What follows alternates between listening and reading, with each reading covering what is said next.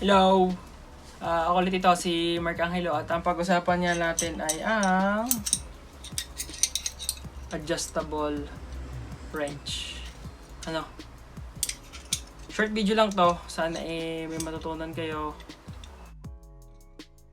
Mag-proceed tayo sa video after ng short intro na to na.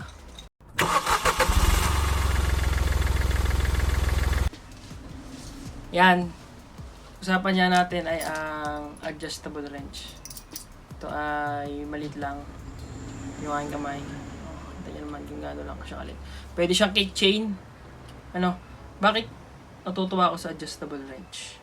Bakit ko nire-recommend na may adjustable wrench? Hindi ko siya nire-recommend na ipang luwag mo na mga sobrang hahapit na tornilyo kasi yung hexagon masisira niya, makakabilog siya. Kasi syempre hindi siya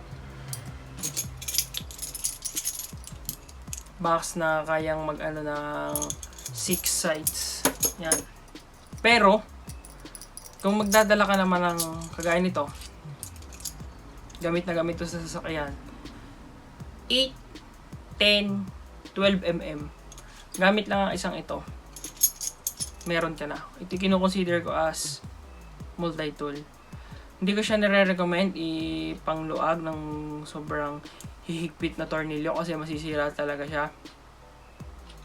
Pero kung hindi ganun ka delikado or ganun kaselan yung hinihigpitan or niluluagan, nire-recommend ko siya kasi pero yung magdadala ka ng tatlo, meron ka na ng isa lang. Thanks for watching. Sana may natutunan kayo. Kung ikaw ay mahilig sa auto and sa sound system, please subscribe sa channel kasi ganito yung mga content, tools, mga kotse, paggawa ng kotse, mga sa sounds.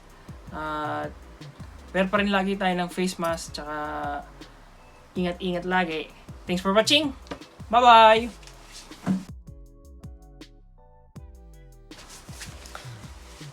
Yan, pahabol. Panoodin nyo din yung short clip ng unboxing ko nitong aking 4 inches na Stanley na adjustable wrench. Thanks for watching!